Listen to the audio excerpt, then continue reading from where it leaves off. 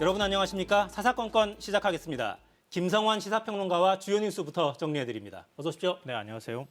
오늘은 키워드 3개 가져오셨네요. 네, 그렇습니다. 첫 번째는 뭡니까? 대선 체제 돌입입니다. 이재명 후보 선대위 출범 소식이군요. 네, 그렇습니다.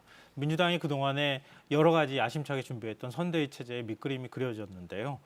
일단 송영길 대표를 중심으로 한 상임선대위원장 1명, 단독 이제 상임선대위 체제였고요. 그 다음에 공동선대위 위원장이 12명이나 포함하고, 그리고 169명 국회의원 전원이 선대위에 결합하는 메머드급으로 선대위가 일단 출범했습니다. 네.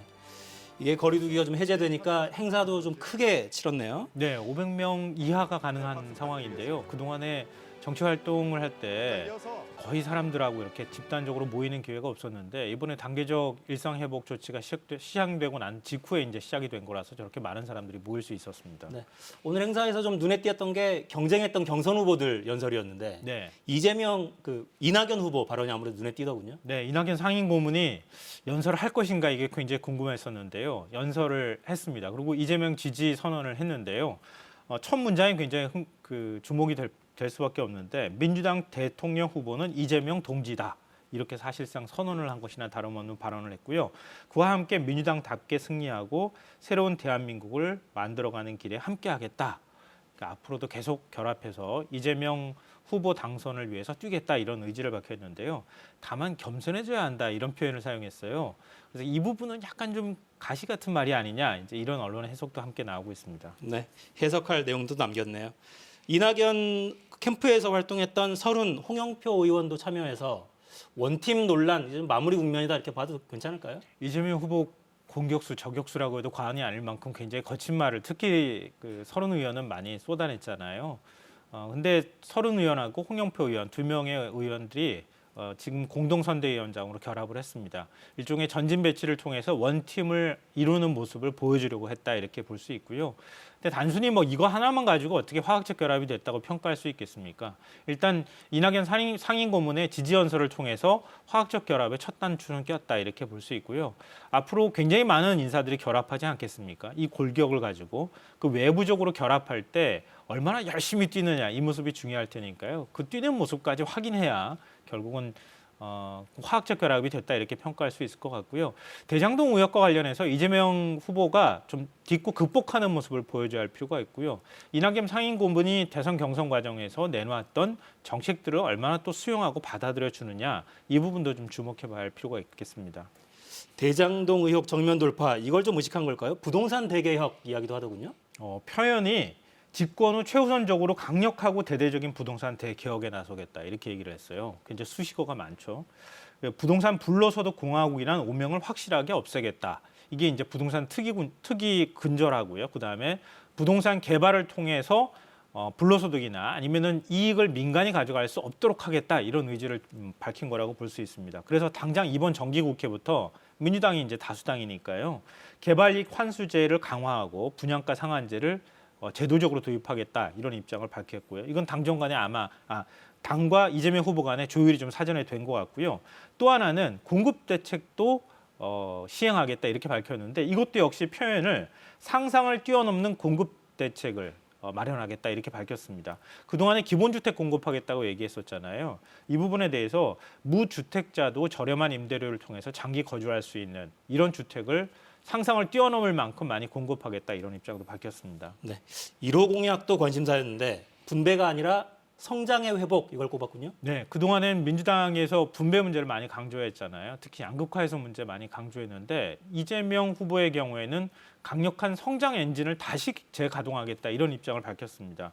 그래서 상상할 수 없는 대규모 국가 투자를 통해서 지금 다시 경제를 되살리겠다고 하는 입장을 밝혔는데 박정희 전 대통령이 경부고속도로를 놓고 제조업을 살려서 산업화를 이룬 것처럼 나는 탈탄소 정책을 통해서 다시 국가적 투자를 통해서 한국 경제를 되살려내겠다 이런 입장을 밝혔습니다. 이것도 굉장히 주목됩니다. 네, 두 번째 키워드는 뭡니까? 두 번째 키워드는 손준성 소환입니다. 드디어 소환됐군요. 네, 그렇습니다. 영장 기각 일주일 만에 소환이 됐고요. 손준성 검사 집을 압수수색한 게 9월 10일이었어요. 그때 하고 시점하고 비교했을 때는 2달 만에 뒤늦은 소환이다. 이렇게 또 볼 수 있을 것 같습니다.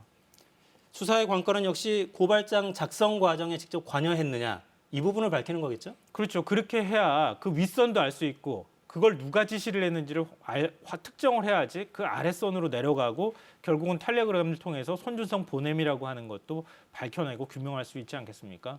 근데 이것까지 과연 갔느냐 이게 좀 의문일 수밖에 없는데요. 왜냐하면 손준성 검사 영장 심사 때 그때 공수처에서 이 성명 불상자가 지시를 했다 이런 표현을 사용했거든요. 그러니까 고발장을 작성하라고 지시한 주체가 누군지를 지금 특정하지 못했다는 얘기가 되기 때문에 과연 거기까지 누가 지시를 했는지까지 단서를 확보했는가 이게 중요할 것 같고요.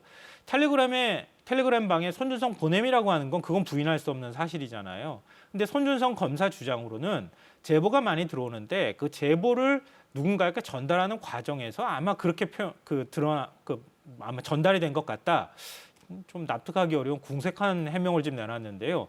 그 부분의 논리를 얼마나 공수처가 깨고 들어갈 것이냐. 여기에 따라서 만약에 거기까지 자신이 있다고 하면은 구속영장을 재청구하는 단계까지 갈 수도 있지 않을까 싶습니다. 네, 수사 상황 좀 지켜봐야겠고 또 다른 핵심 인물이 김웅 의원인데 소환된다는 얘기가 있군요. 네, 지금 공수처가 공식적으로 발표하지는 않았는데요. 공수처 발로 기자들이 취재해서 내일쯤 아마 소환되지 않겠느냐 이렇게 얘기가 나오는데 그동안에 국감이 기간이라는 이유 때문에 소환 조사를 미뤄왔거든요. 근데 손준성 검사가 지금 소환 조사를 받는 마당에 그 텔레그램 메시지를 받았다고 하는 김웅 의원이 나는 못 가겠다 이렇게 말하기에는 굉장히 명분이 떨어지잖아요. 내일 정말 소환이 될지는 좀 지켜봐야 되겠지만 만약 된다고 하면 공수처가 일단 첫 단추는 깨고 소환 조사를 통해서 다음 단계 수사로 나갈 수 있는 상황은 됐다 이렇게 봐야 될 것 같습니다. 네, 국민의힘 대선 후보 선출 확정이 이번 주 금요일인데 당장 내일 또 이 수사가 어떻게 흘러갈지 좀 지켜봐야겠습니다. 다음 키워드는 뭡니까? 9년 9개월 만에입니다. 물가 이야기를. 네, 맞습니다. 통계청 소비자 물가 지수가 발표가 됐는데요. 지난달 기준으로 해서 봤을 때 3.2%가 올랐습니다. 그동안에 2%대가 쭉 이렇게 올랐는데 지금 3%대로 이렇게 뛰어오르는 거가 되기 때문에 그동안에도 인플레이션 우려가 계속 나와서 이거 정말 인플레이션으로 가는 거 아니냐 뭐 이런 우려가 나오는데요. 일단 석유류가 27% 정도로 굉장히 높게 오른 것으로 나오고 있고요. 이것도 지금 2008년 이후로 가장 높은 상승폭을 기록을 했고요. 그다음에 달걀이 33% 올랐고 달걀을 가공해서 사용하는 뭐 빵이라든가 이런 가공식품의 경우에도 3.1%가 올랐고요. 그리고 돼지고기와 소고기 이런 축산물도 13%가 올랐습니다. 이것도 장바구니 물가에는 영향을 좀 미친다고 볼 수 있는데요. 가장 주목이 되는 부분이 휴대전화 요금이 25%가 오른 것으로 나왔어요. 근데 작년 10월에 휴대전화 요금 지원이 있었잖아요. 그러니까 코로나19 사태 이후에 정부가 지원해 주는 게 그러니까 그게 기저효과로 작용한 겁니다. 그러니까 그때는 상대적으로 국민들의 휴대전화 요금 부담이 떨어진 거잖아요. 적어진 상태에서 원래 상태로 되돌아가니까 25%가 오른 것으로 나타난 거죠.